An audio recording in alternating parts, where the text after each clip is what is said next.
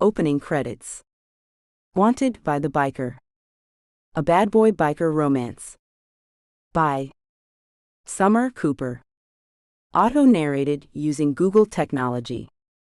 Chapter 1. He looked like trouble the moment he walked through the doors of my small antique shop. He had tattoos that covered both arms, and a look on his face that said he had seen the world and was bored of it.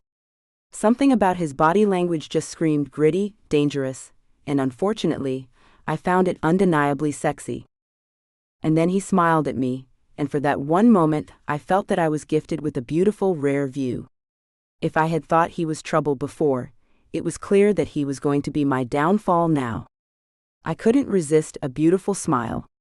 As he came closer to my desk, I admired the way he walked. His strides were confident and easy, as if he had all the time in the world. He gave off this sense of untouchability, as if he were beyond reproach, above the law. His demeanor was almost royal, deity-like, and I felt that if I had been around to meet Alexander the Great or Julius Caesar in the flesh, this is what it would have felt like. He radiated strength, importance, and sheer masculinity. He carried himself as if he owned the world, and he knew it. And I didn't even know this man's name, but if he were in the business of conquering small nations or small women, I was interested in being his next conquest.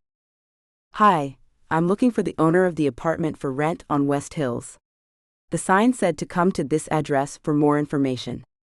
His voice was deep and his accent sounded foreign, European somehow. Maybe British or Irish. Strange. I wouldn't have thought he was anything but American, and it was unusual to get foreigners in our small town, since it was so far off the beaten path. I let my eyes travel over him before answering.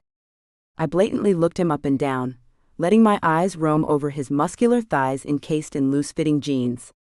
He wore a plain black t-shirt and it was snug, leaving me free to gawk at his strong biceps, wide shoulders and perfectly flat stomach, which I was sure would showcase perfect abs if I were able to actually get him out of his shirt. "Behave yourself, Angelica." "What's your name?" "I'm Angelica Fields, by the way," I said to the attractive stranger. I was immediately curious. He didn't seem like the type who would want to be cooped up in a little two-bedroom garage apartment. "Nice to meet you, Angelica. I'm Lee. Lee Keating." "Well, Mr. Keating, you're in luck because I'm your girl." His lips tilted up to form a smile that reached his light brown eyes, which seemed to darken as he looked at me. "My girl, huh? I could be a lot of things, and maybe if you played your cards right, who knows?" I gave a carefree shrug, and leaned over just a little bit towards him and smiled. I love to flirt. His gaze traveled down my body, and he briefly let his eyes linger on my exposed cleavage that I had deliberately put on display by leaning closer to him. He licked his lips and slowly brought his eyes back to mine. "Is that right?" I just as unhurriedly righted myself and placed a hand on my hip. "Well, I'm the owner, but I'm also available for other things depending on my mood." He laughed. "And what type of mood are you in now?" This time he leaned on the desk, bringing his body closer to me. And I could smell his cologne, or was it aftershave? I didn't know. He had a beard, so I doubt that he shaved, but his beard was well manicured, making him look like a rock star instead of a hobo. But anyway, he smelled heavenly, like a man should. The motion of him leaning forward towards me made his hair fall across his shoulders, and I realized that his hair was long and wavy. I envied it. My hair was fine and blonde, and I kept it cut into a bob, given that it didn't have much body for anything else. My fingers itched to touch his hair, but I controlled the urge at the last moment and went to answer him when a voice came from the other side of him. "Seriously, Lee? You're in here flirting while I'm stuck in the hot car dying. Seriously?" The whiny voice came from a teenager, not more than 14 years old. She was the splitting image of Lee, but just short and female. She had the light brown eyes and the wavy jet black hair, and from the look of her face, she also had the same sense of confidence. And she gave me an appraising look, and then dismissively looked away. "Didn't I tell you to stay in the car?" Lee questioned, a sigh in his voice. "So you want me to go back to the car and die? Because I'm pretty sure I might have suffered a heat stroke if I hadn't gotten out." Gosh, she was sassy. I've been in here what? All of 60 seconds. Have some patience, Ivani. I'm pretty sure you weren't knocking on death's door. You don't know that. I know that you're already driving me crazy, and it's still morning. You need to chill, kid. Go look at something. I'm doing business here. She made a rude sound with her mouth, but then disappeared to go study a shelf full of figurines. I eyed her, hoping she wouldn't break anything. Cute kid, I said, attempting to keep my voice light. You don't lie well. He remarked again, smiling. You're right, I conceded and laughed. Is she your daughter? God, no. The kid said loudly, and then quickly turned away when Lee shot her a warning glance. She's my sister. Drives me crazy. The feeling's mutual, Ivani said with a bright smile. I had to admit, her sass was starting to grow on me. She's funny. When she wants to be, Lee said, but back to our discussion. Yeah, well, I'm the owner. My grandparents actually are the owners, but they live elsewhere, so I'm in charge of renting it out for them. It's $900 a month, plus utilities and water. I'll take 1 month deposit. And your credit history better be pretty impressive. It's not, he said bluntly, but I'll give you first and last month rent as a deposit. That works for me. You want to see the place? Right now? Aren't you busy? He said, looking around. Everyone in here is a regular. They can watch the shop while I'm gone. I approached a pair of older women who were sitting at an antique table watching the action between me and Lee play out while sipping tea. Hey ladies, can you watch the shop for me? I'm just going to take this kind gentleman out to see the property. They nodded eagerly, sneaking glances of Lee under lowered eyelids. Sure? Not a problem, dear, Mrs. Averly said. I'd known her my entire life. She had been my grade school teacher from kindergarten to 5th grade. He's a cutie, she added and winked at me. I think he heard you, I said, looking back at Lee, who was trying to hide a smile. Oh good, I wanted him to, Mrs. Averly then giggled and her longtime friend Mrs. Case now joined in. I shook my head. Those two were incorrigible. I dropped the keys to the shop in Mrs. Averly's hand and told her I would be back in about an hour. I gestured for Lee to follow me, and as he did, Ivani came running up behind us. You have some cool things in your shop. Even though they're seriously old, they're pretty cool. Thanks, I think, I said, not sure how to respond. I guess you're into stuff like Xboxes and PlayStation, huh? She gave me a look as if she were offended. I'm not a gamer. I would rather write or something. You write? I asked as I paused at their car. She shrugged her shoulders, finally showing a hint of self-doubt. Just blogs. She admitted, not meeting my eyes. That apartment does have Wi-Fi, right? I'm sure it has Wi-Fi, Lee said, gesturing for Ivani to get in the car. She rolled her eyes at him, smiled at me, and slid in.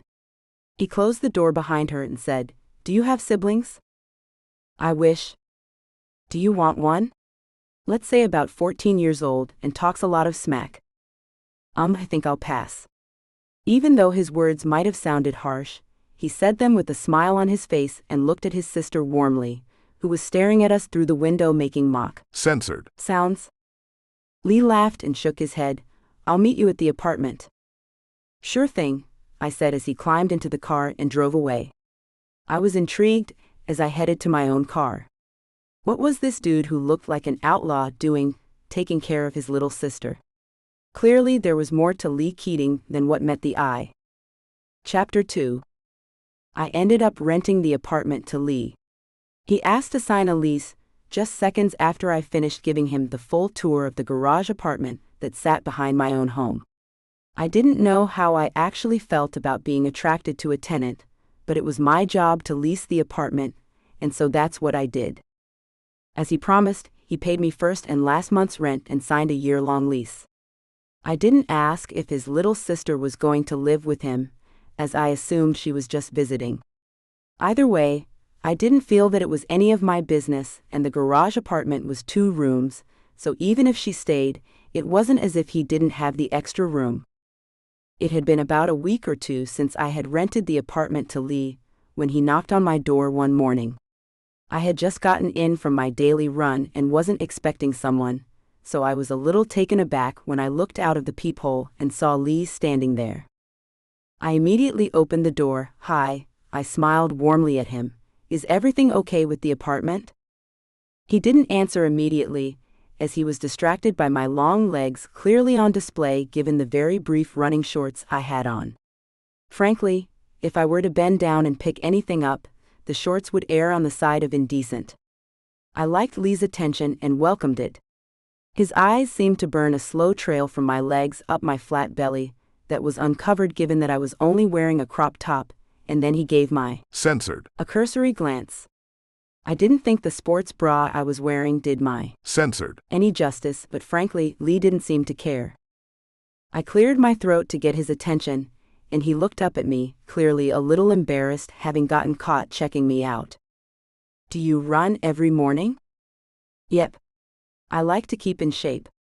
I was in the military for a while, so it's ingrained in me." He looked surprised. "I was in the military too." "Really? Here in the US?" He seemed surprised by my question. "Oh, it's the accent. I grew up in Ireland, but my mom moved here when I was about 14. I'm a US citizen now." "I'm sorry, I just figured." "No need to apologize. I didn't know my accent was still so detectable." "So what branch were you in?" "Navy." "You?" "Army," he said, looking at me with a renewed sense of respect. "Surprised that I'm not just a pretty face?" I said succinctly, turning away from him and leaving the door open for him to follow. He hesitated, saying, "Can I come in?" I nodded and helped myself to a drink of water before turning around and speaking to him. "You want some?" I asked, leaning back against the counter while his eyes scanned the interior of my home. "No, I'm good. Nice house, though." I turned to place the glass in the sink. "Thanks. I inherited it from my grandparents." "Oh, really?" They moved to a small senior living apartment complex in the city. Strangely enough, small-town living just didn't seem all that interesting to them after having spent so long here. But my grandparents always were the cultured type, so being able to go see a play or an opera without having to drive an hour to the nearest big city appealed to them. "I can't say I understand given that I'm partial to small towns myself," he remarked, looking at the antiques that dotted their home. "So you kept all the original furniture when they moved out?" he asked. "No. I know it looks old-fashioned, but I love antiques. I collected all these on my own." "That's right, you own an antique store." "Duh. I'm not thinking straight. Was that also your grandparents' store?" "God, no. They didn't like old things." Lee laughed, the irony of my statement not escaping his notice. "So what did you come over to ask me?" I sat down at the dining room table and motioned for him to do the same. He sank down in the seat across from me, and I couldn't help but stare at the hint of a tattoo that was across his throat, leading to his censored. "What's that tattoo of?" I asked curiously. "Which one?" he said. "The one on your censored," peeking through the neck of your shirt." Without hesitating, he removed his shirt, and my mouth might have dropped open just a little. I promptly closed it when I saw the knowing smile on his face. I was right about earlier.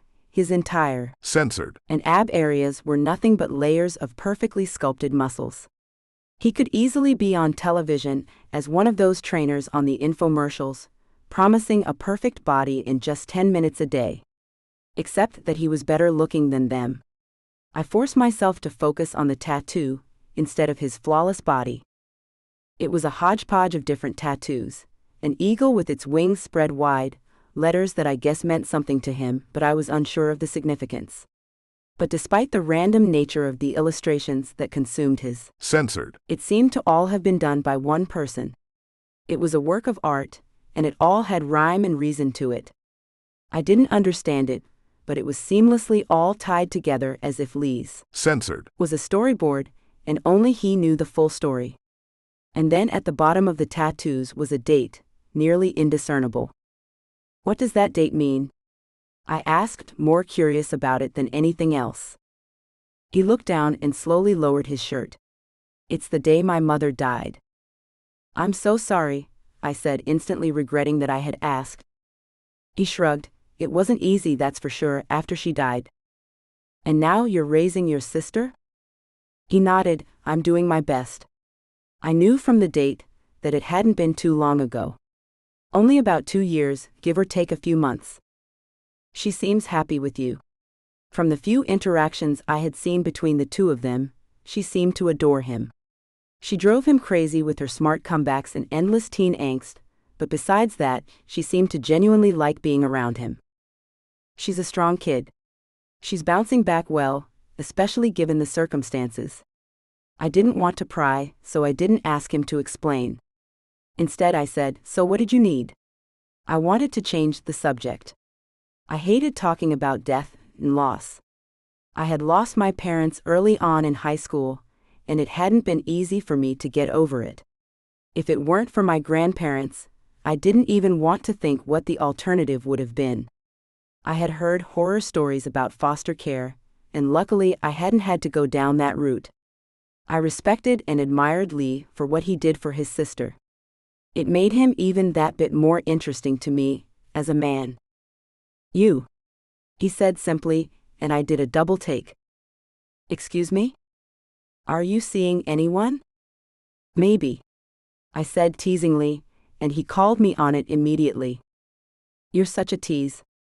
I shrugged. It keeps men interested. Even if you weren't a tease, they would still be interested. You're right, I said, enjoying this conversation more than I expected I would. Most men were intimidated by me. I spoke my mind, was comfortable in my sexuality, and went after what I wanted. My friends, male and female alike, commented that I behaved more like a man when it came to relationships than like a woman. I didn't necessarily take that as a compliment. I just felt there was nothing wrong with taking what you wanted and leaving emotions for the other person to handle. But I was starting to think, maybe with Lee, things might be different. I had an interest in him that went beyond just getting into his pants. I was curious about this man who had his whole life story tattooed across his. Censored. I was intrigued by him. He was an enigma, a man who obviously valued family but seemed to be a bad boy at heart. So how's tomorrow for you? I asked, getting up and perching my hip against the counter in what I thought was a sexy pose. Apparently it was, as Lee's eyes traveled down my body. Censored. Was apparent in his gaze. I thought I was the one asking you out. He laughed. You took too long, I said, straightening up and sauntering over to him. I did you a favor. I stopped just a few inches from him. Are you curious? Curious about what? He said as I lowered my lips towards his. Curious to know what I taste like? He didn't respond, he just roughly pulled my body to his, and I groaned in pleasure as his lips crushed mine. He wasn't gentle as he. Censored. Me, and he definitely wasn't gentle when he shoved a hand under my sports bra and started to roughly play with my. Censored. Before pulling me down into his lap. I responded by letting my hands have a little fun of their own, reaching down between us to rub my hand up and down his crotch. I could feel it hardening in my hands, growing thicker as it pushed against the fabric, begging for relief in more ways than one. And when I went to unbutton his pants, he placed his hands in my exercise shorts and then abruptly raised his head away from me. You're not wearing any panties. Is that a problem? I said huskily. No way. Covering an ass this perfect would be a crime. I smiled, and then suddenly his expression grew serious as he looked down at me, rubbing my behind gently. I don't do emotional ties, Angelica. I hadn't been expecting that statement. Normally I didn't do emotional ties either, but there was something about Lee that made me want to break that rule, but there was no way I was telling him that. Have I said anything to make you think I want any ties at all? I challenged him. I'm a no-ties girl myself. Are we done talking, because there are other better ways to use that mouth of yours? He grinned and was about to say something else when I heard a knock at my front door. I swore softly to myself and climbed out of Lee's lap. I straightened my bra and shorts, and Lee looked on with a slight smile on his face. I was surprised to see the sheriff standing there when I opened the door. I was even more surprised to see Ivani standing there with him, looking both nervous and outraged. "Is Lee Keating here?" I stepped back and gestured for the officer and Ivani to come in. "He's right here," I said. Lee's face looked tight as he approached the door. "What's going on, Ivani? You're supposed to be in school," he said, keeping his voice controlled, even though it sounded like he was angry. Ivani didn't meet his eyes, and the cop instead began to talk. "Are you her dad? Her legal guardian?" "I'm her brother. She's in my custody." "What's going on? Can we talk somewhere privately?" the sheriff asked. Lee looked at me and I nodded in understanding, and then without a word he followed Ivani and the sheriff outside. I didn't want to eavesdrop, but I felt as the landlord that I should know if I had an errant teen on my property. Not that I would kick Lee and his sister out, but I wanted to know what I was dealing with. Unfortunately, they were all standing at the cop's car now, so I couldn't hear a word. I watched as Lee folded his arms across his censored, clearly angry. Ivani seemed to be saying something, and Lee responded quickly. Whatever he said shut her up immediately, and she pouted and leaned her back against the sheriff's car. The sheriff and Lee exchanged a couple more words, and then the sheriff climbed back into his car and left. Lee didn't look in my direction as he headed to the garage apartment, head down in thought, as Ivani scampered behind him, apparently trying to explain herself. And then they were out of my eyesight, and I wondered briefly if we were actually going to get that chance to follow up on that date. I figured Ivani was probably just guilty of truancy. After all, she was a precocious kid, but the look on Lee's face looked thunderous. I was sure she was going to get an earful when they were behind closed doors. I shrugged my shoulders and headed to the shower. Maybe if I were lucky, I would see him again tomorrow.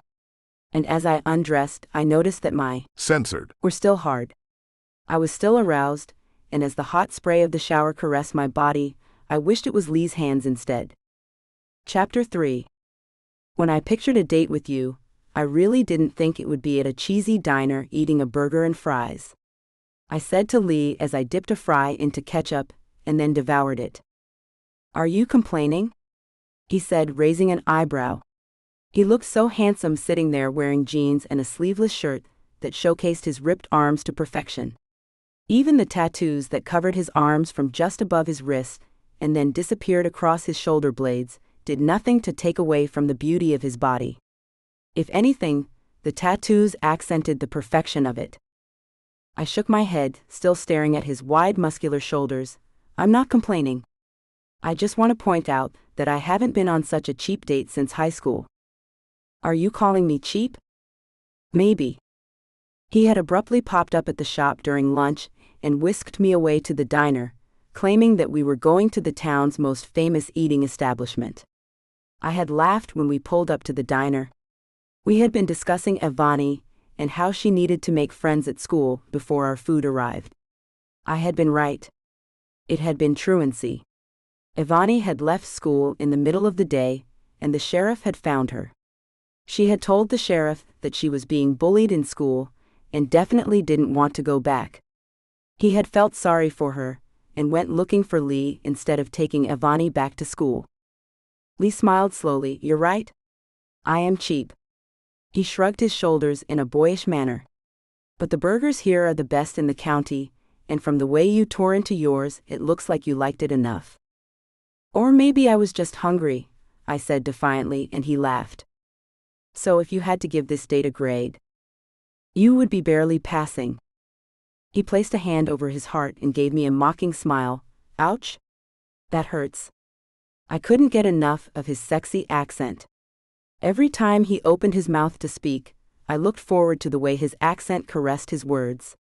The man had everything a woman wanted: a sexy body, a sexy accent, a bad boy vibe, and an air of mystery. Speaking of which, so, what do you do for a living? "Nothing. I'm retired." I raised an eyebrow. "Retired? Aren't you a little young to be retired?" He shrugged and I narrowed my eyes at him. Seriously, what do you do for a living? He opened his mouth to speak, when his eyes narrowed, and he turned in the direction of the exit. I heard the motorcycles before I saw them pull up. There had to be about 5 or 10 of them, and they all pulled up in quick succession outside the burger joint where most of the regulars came to have lunch. Everyone turned and watched as they arrived. Our town was small, not near any landmarks, national parks, or anything of interest to most people, so the arrival of a biker gang was completely unexpected. Lee's facial expression changed instantly. Gone was the light-hearted man I was getting to know. In his place was a man I had seen a hint of before. And that man looked cold and dangerous. His face didn't reveal anything, and his body went still. He didn't even blink as he watched the bikers get off their bikes and approach the diner. They came in together as a group, but there was clearly a leader. He was tall and thin with a salt and pepper beard. He too had tattoos up and down his arm, and they seemed similar in some way to Lee's. The tall, thin man took off his sunglasses and sat at the bar. The other guys followed him. The waitress Shannon, who I'd known my whole life as well, approached the bikers looking a little wary. She played it off nicely though, fastening a tight smile to her face. "What can I get you fellas?" One of the guys leered at Shannon's ample bosom. She ignored him and took everyone's orders. As she was turning around, the man had the gumption to pop Shannon on her behind. She rounded on him, slapping him across his face, and the man immediately jumped up, apparently ready to hit Shannon when I stood up and said, "If you touch her again, I'll break your hand." There was silence across the diner, and the man's eyes settled on mine, and he took a step forward towards me, his lips curling up into a smile. I moved towards him and then Lee's hand shot out and stopped me. He stood up slowly, and when he came into view of the bikers, mumbling started across the gang. "Lee? I didn't see your bike outside," said the man who had struck Shannon's behind. His eyes showed fear, and he swallowed nervously, mouth hanging open to reveal teeth that looked as if they hadn't seen a toothbrush in years. "I got rid of it," Lee replied simply. I looked at Lee, surprised that he knew them. Lee had been part of a biker gang? No one said a word, but the tension in the room was thick. "I think it might be best if you all found another place for lunch," Lee then said shortly. The leader finally spoke up. "I don't think we'll be doing that." And he stood up and approached us. Lee pushed me back and moved deliberately in front of me. He was now only inches from the gang leader. "I suggest you move along, Shepard. I don't see you with your crew, Lee. I guess the rumors are true." Lee ignored his words. "This is my town now, Shepard. And I'm only going to warn you one more time. Move along." Shepard threw back his head and laughed. "You ain't nobody without your crew, Lee. Nobody. And it's about high time you realize that." Shepard moved his hand and I saw the glint of metal before I yelled, "Lee? Watch out." Shepard was fast, but Lee was faster. As Shepard sprung forward attempting to stab Lee, Lee sprung to the side and easily knocked Shepard off balance. Shepard flew face forward onto the floor. The other men gathered up and before I knew it, Lee was being attacked by all sides. He was holding his own though, as I watched him punch in several faces and wrenched a couple of wrists in ways the human body should never bend. However, he was still vastly outnumbered, and so I sprang into action, bringing my plate up to knock one of the thugs in his face.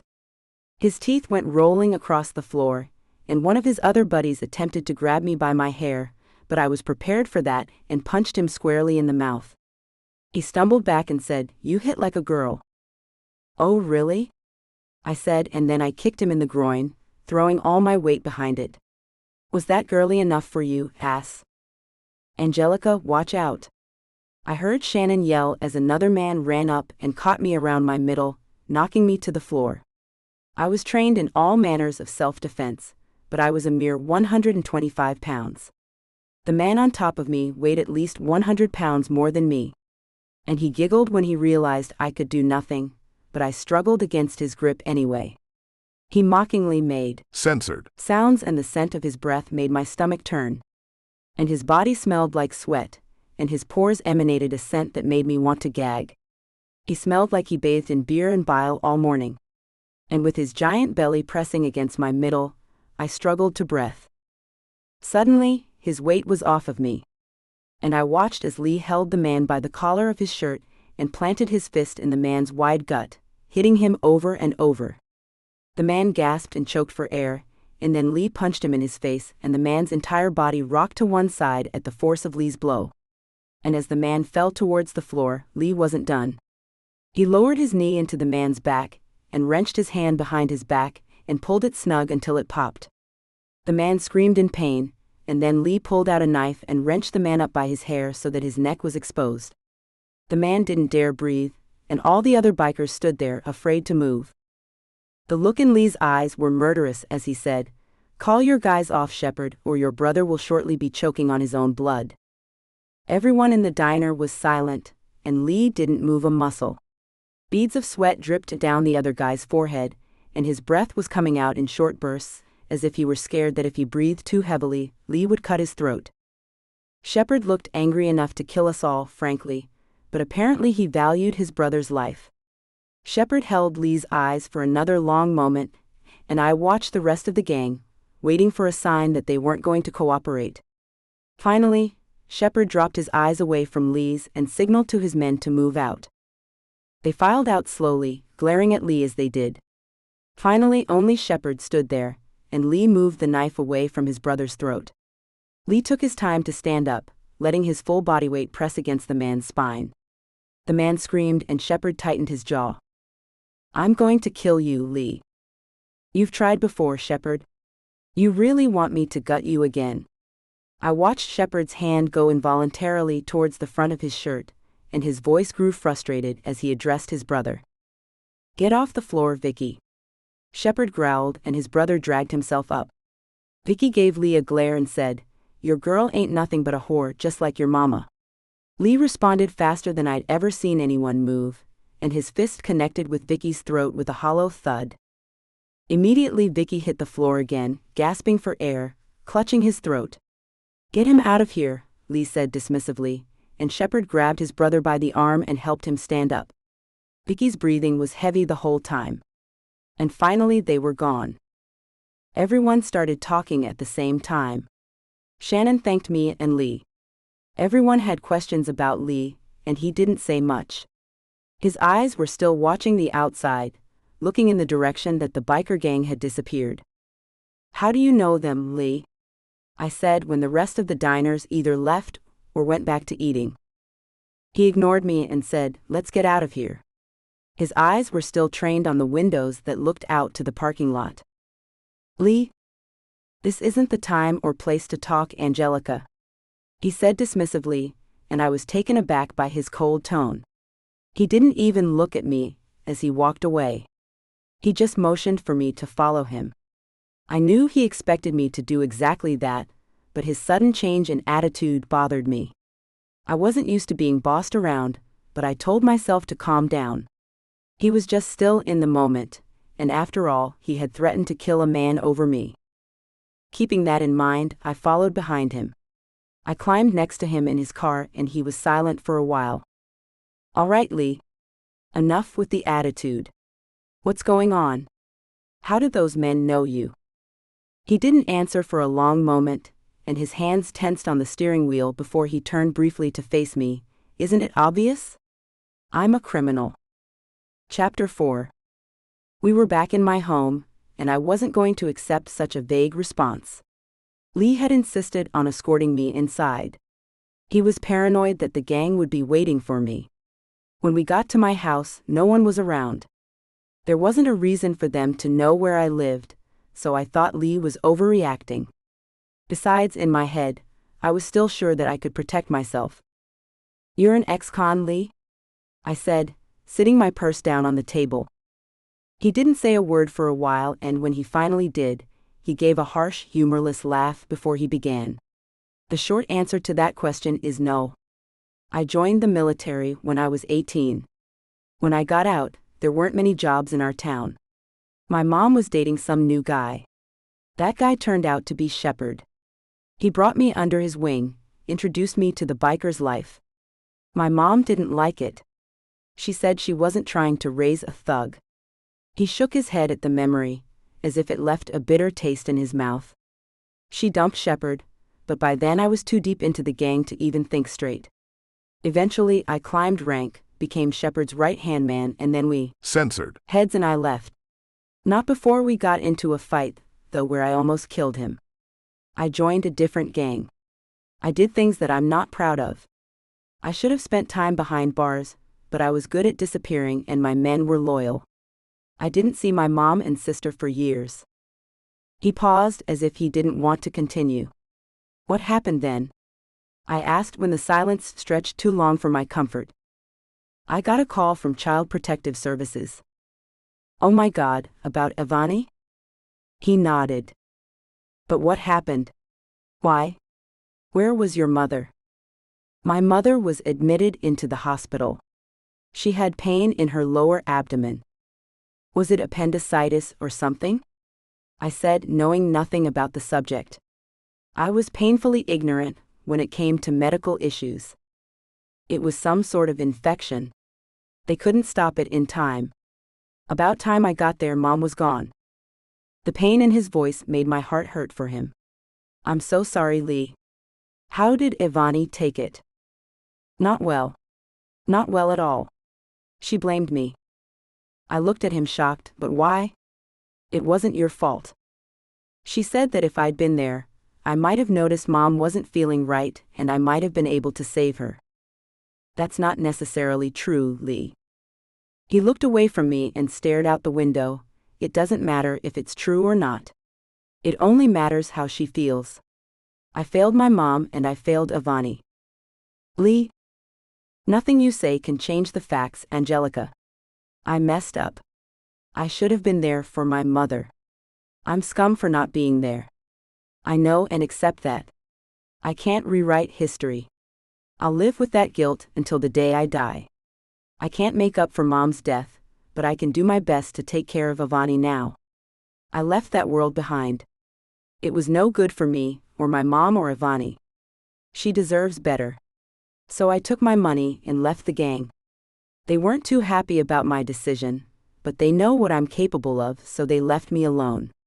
And I've been trying to keep a low profile, trying to make life as normal as I can for Ivani. She loves you. I don't deserve it. The kid has a big heart. Maybe you do too. You believe the best in people, apparently. There's not much good in me. We all can't be angels, Lee. I've done things that I'm not proud of, and so have you. But you weren't a criminal. I shrugged, but there were things I did while deployed that made me feel like one. We both didn't say a word, lost in thought, focusing on the sins of our past. Lee was the first to speak. Guilt can really F up your head. Tell me about it. So now that we've played 20 questions, are you still interested in a man who should be locked up? I don't know that man.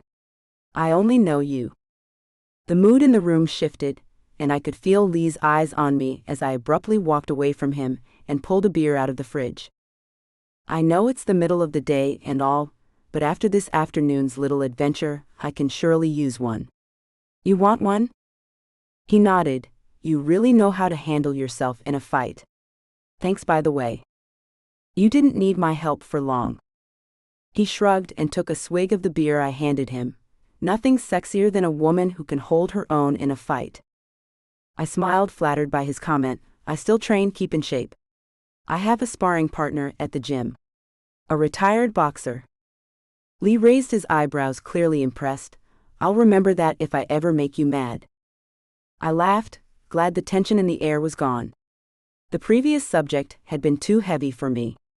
I didn't like to think back to those times. What I didn't tell Lee was that I had struggled with post-traumatic stress disorder. And working out and a lot of therapy had helped me overcome it. I had needed to change the subject because some memories were too painful to share. As Lee leaned against the kitchen counter, his face also looked contemplative and his eyes were distant. Apparently, we both needed a distraction. And I knew the perfect distraction for a couple of consenting adults who needed to relieve some tension. Do you like blues? He nodded. I might have grown up in Ireland, but I became a man in the South. That was all the answer I needed as I walked away from him. "Where are you going?" he called after me. I didn't look back and instead just said, "Sit down. Relax. I'll be right back." I grabbed my iPad from my bedroom, found the song I was looking for, and connected the device to the TV in the living room. Lee watched from the couch, beer still in his hand. And then, the sound of B.B. King making magic on the guitar resounded around my living room. It was slow and sexy. This scene has been censored to provide a safe and enjoyable reading experience for everyone. Chapter 5. Days had gone by since that dangerous afternoon. Shepard and his gang hadn't come back, and I was glad about that. However, I had also not heard anything from Lee. I figured that once we started our casual Censored relationship, he would at least want to continue it, but I guess that wasn't the case. I pretended that I wasn't disappointed, but I was. I had agreed that emotional ties weren't what I was looking for, but that didn't mean I couldn't change my mind. Lee and I shared a similar background, and frankly, I didn't care about his past. He seemed to be paying for it, with the internal demons he was obviously running from. We were both pretty much alone in the world, and I had thought it might bring us closer, but apparently Lee thought otherwise.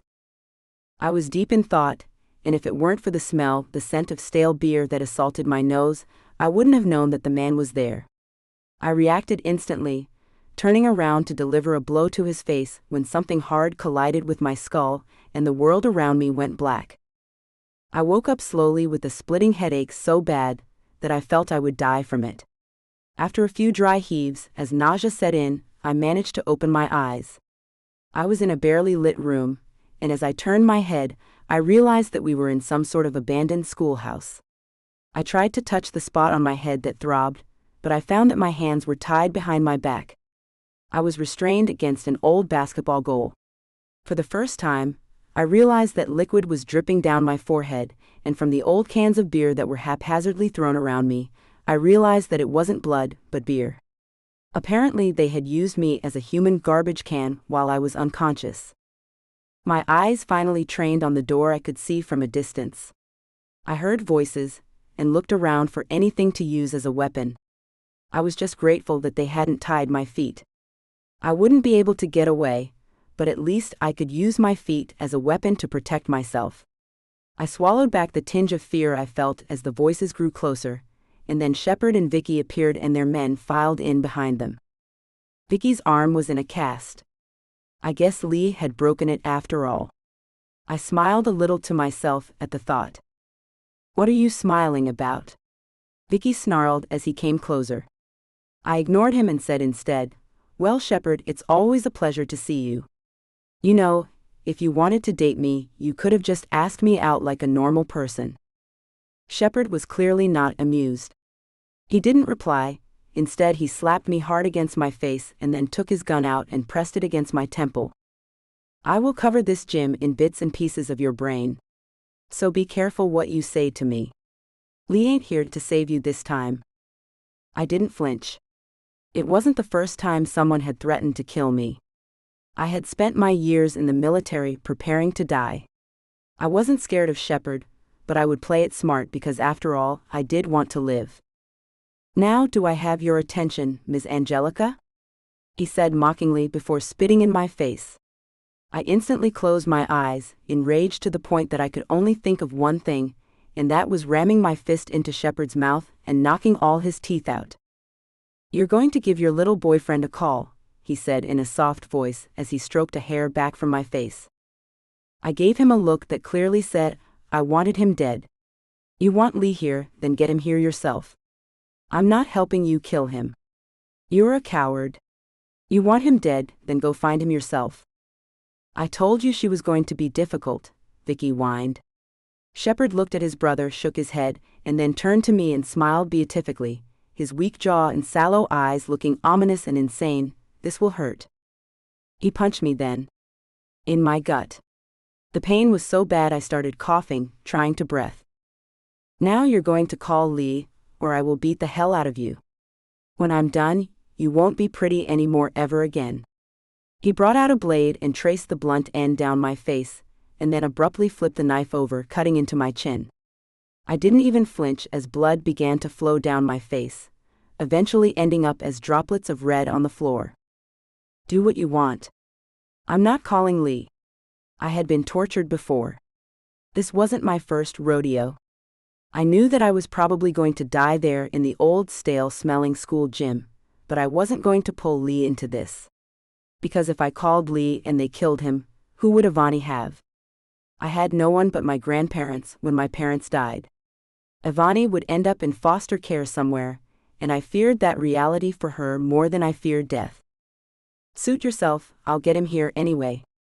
You're just a bonus prize. Shepard kept his eyes on me as he dialed Lee's number. No one said a word. All was silent as we waited for him to pick up. And then suddenly ringing was coming from somewhere else, from somewhere behind me. The other men apparently noticed it too, and then I saw Shepard's eyes widen as he stared at something past my shoulders. What happened, Shepard? You didn't want to invite me to your party? I'm sorry for crashing it. But look, you're calling me, aren't you? Lee said, stepping into my line of vision just to the left side of me, looking down at his phone and smiling broadly. The smile didn't look humorous. It looked deadly. I'm sure you're calling to offer me an invitation. So nice of you. I don't feel as left out anymore. Lee concluded, sounding nonchalant and cold. You're one stupid dude for showing up here, Vicky said, suddenly feeling tough. You really think I'm the stupid one? Lee said softly. Shepard slowly raised his hand and pointed his gun at Lee. Your kid sister is going to be so sad. First her dear mommy, and now her little brother. I feel so sorry for her. Hey, who knows?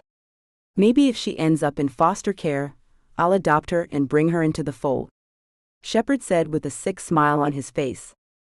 I'll drag you to hell with me before I let you get within a foot of my sister, Lee said, his voice so full of conviction that I could easily imagine Satan himself stepping out of Lee's way to let him take care of unfinished business. Then hell it is, Shepard said, and then I heard it. The roar of motorcycles approaching, and from the sound of it, there had to be hundreds of them. Do you know whose territory you're on, Shepard? Shepard looked confused for a second. Shit, he mumbled as he looked from Lee to Vicky, who was now looking afraid, not nearly as censored as a second ago. You can kill me and Angelica, but you know if I don't walk out of this building alive, as soon as you do, you'll end up a living target. Now think about it. Do you want to leave alive or do you want to die? Let's get out of here, Shep, Vicky said, nervously licking at his lips. Shut up, Vicky. Shepard yelled, clearly frustrated and not knowing what to do. The vein on his neck bulged and he looked torn. I'll be back for you, Lee, he said, turning away and walking towards the exit doors with his crew.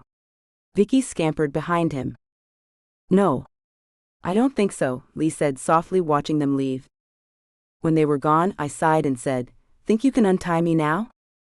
Lee turned towards me, took a knife out of his back pocket and cut me loose. I lowered my hands and was about to express my gratitude when someone burst through the back door. Lee. You in here, buddy? You okay? The man looked from me to Lee, and then back at Lee again. Who's this? Angelica. This is Quentin. Quentin, this is Angelica.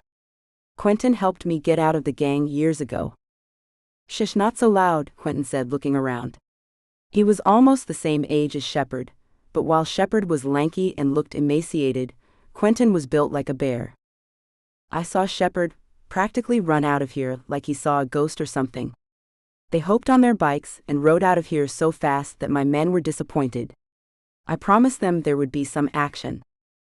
Tell the boys I'm sorry, but thanks for looking out. We got your back, Lee. You might be out of the gang, but we're still your brothers. Oh, and I don't think Shepard will be bothering you again. It seems he's wanted on a murder charge back in Alabama, and someone happily told the police where he could be found. Something tells me poor little Vicky's going to be holding on to his big brother from a jail cell. Quentin gave a chuckle, and then just like that he left. Your old gang? I said when he was gone. Yeah. I was silent for a moment. Thanks for coming for me. I heard what you said back there. You're definitely not a coward. I might be a lot of things, but coward isn't one of them. Shepard would have killed you. I wasn't going to let him use me to go after you. Avani needs you. Lee's jaw tightened and he nodded, studying me carefully, his eyes grave. I'm sorry for getting you into this. Avani was skipping school again, and saw them dragging you out. She called me and I. He shook his head, seemingly at a loss for words. This is why I don't do emotional times. My world is dangerous. It sickens me that they took you. It sickens me to think of what they would have done to you if Avani hadn't seen them take you. I didn't say anything. I just stared down at my hands, trying to find the words that I felt would reach past Lee's stubbornness and pride. He had this need to protect me, but I didn't need to be protected, at least not from him. My life was endangered. That's your fault. He closed his eyes briefly, and then nodded in resignation, turning away from me. But you also risked your life to save mine. If anything, I would say that we're even. Lee slowly turned back around towards me. Even after all this, you still want something to do with me? Call me crazy, but I have a thing for dangerous men who are strong enough to turn their lives around. He walked slowly back to me, and held my eyes as he buried one of his hands in my hair. I wanted to kill them all for taking you. And I would have let you. I said, dead serious. I think that makes both of us very dangerous people. I smiled at him as I nodded slowly. We might as well be together, after all, who else would want to take us? He laughed, you have a point. So were you scared? At all? That they were going to kill us? Yes. No. I knew once you arrived that there was no way you were going to let that happen. You have too much faith in me. If you can't trust the man you're falling for, then who can you trust? I said simply. Falling for, huh? Lee said, a smile now curving his lips. His brown eyes searched mine, and then he abruptly lowered his head and gave me a hard, censored, on the lips. Are you sure you want to be mine? He said when he finally pulled away for air. I don't know. Censored. Me again like that, or I might just change my mind. He lowered his mouth back down to mine, happy to oblige. Thank you for reading my book. If you like this story, I think you'll enjoy my book. Download Rough Start now. Free today. A letter to my readers. Dear reader, I would like to take this opportunity to thank you for reading my book. Without you, my life would have no meaning. No, seriously. I spend a large part of my day trying to find ways to reach out to readers like you, so one more person can discover my work, or fall in love with a book of mine they've never read. Sometimes it's serendipity. An avid reader stumbles across someone called Summer Cooper and decides to give her a chance. Sometimes it's a recommendation from a friend. More often than not, it's from all the hard work done behind the scenes to market a book. However you've ended up here, I truly appreciate it. Even as a small-time indie author, there are many people involved in my book business: editors, proofreaders, designers, assistants, reviewers, etc. But by far the most important are the readers. Your support is what allows me to do what I love for a living, a gift that I'm well aware most people never get. I'm always thinking about how I can give more back to my fans, the people who put food on my table and a roof over my head. That's what prompted me to start my own online bookstore on the PayHip platform for my work and those of a few author friends of mine. It gives me loads more flexibility to offer regular discount codes to my followers and bundle products together to give you better value. I'm still selling my books on the major online retailers, maybe that's where you bought this one, but they'll also be on PayHip for the same price or cheaper. I'm really loving the discount code feature. Since PayHip take a much smaller cut of the royalties, when you buy from there, you can also get the bonus of that warm, fuzzy feeling inside that comes from supporting an indie author, rather than more of your money going to line the pockets of some of the richest people in the world. If you'd like to support me even more, I have a Patreon page with tiers to suit all budgets and all kinds of amazing benefits, including free books and audiobooks, exclusive content and merch, signed paperbacks, swag boxes, and more. It's also the best place to get to know me better, as I'll be posting life updates and patron-exclusive Q&As. I know times are tough for many people, so if you'd like to support me but can't afford a subscription like Patreon, the easiest thing to do, and completely free, is to leave a review and help spread the word about my books. You can also join my free email newsletter to find out about upcoming releases, discounts, etc. You might be wondering, with all this PayHip, Patreon, newsletter, Facebook, Instagram, YouTube, TikTok, did I mention all my social media and marketing stuff? When do I get the time to actually write? Well, I often ask myself the same question. But that's the reality of being an indie author. And that's why every single reader like you matters so much to me. Rest assured, I do find time to write, and my next release is never too far away. Okay, some fans may complain it's too far away. Thank you again from the bottom of my heart for all your support, in whatever form it takes. With love and appreciation. Summer. Read more sexy and romantic books by USA Today Bestselling author, Summer Cooper. Dark Desires. A billionaire dark romance series. Dark Desire. Dark Rules. Dark Secret. Dark Time. Dark Truth. Bar to Bar. A billionaire second chance series. Dancing with Lies. Dancing with Temptation. Dancing with Doubt. Dancing with Guilt. Dancing with Redemption. Twisted Intention. A billionaire revenge romance series. Twisted Beauty. Twisted Love. Twisted Fate. Mafia's Obsession. A hot mafia romance series. Mafia's Dirty Secret. Mafia's Fake Bride. Mafia's Final Play. Screaming Demons. An MC romance series full of suspense. Rough Start. Rough Ride. Rough Choice. Rough Patch. Rough Return. Rough Road. Rough Trip. Rough Night. Rough Love. Check out Summer's entire collection at www.summercooper.com/books. Closing credits. This has been Wanted by the Biker. Written by Summer Cooper. Auto-narrated using Google technology. Copyright 2024 by Lovie Books Limited. Production copyright 2024 by Lovie Books Limited. Summer Cooper. Discover the wild girl in you. Besides her love of chocolate, dogs, and music, reading and writing is Summer's #1 route to escape from crazy friends, family, and the in-laws. She found her own happily ever after with a martial arts fighter, who also happens to be an adorable IT geek. Now she loves to write about hot alpha males that come with a pretty face and covered in tough-as-nails muscle, who are secretly looking for their true soulmate. Shish. Claim your free ebook and audiobook today. Text free Summer to 44222. For U.S. residents only. Or visit www.summercooper.com.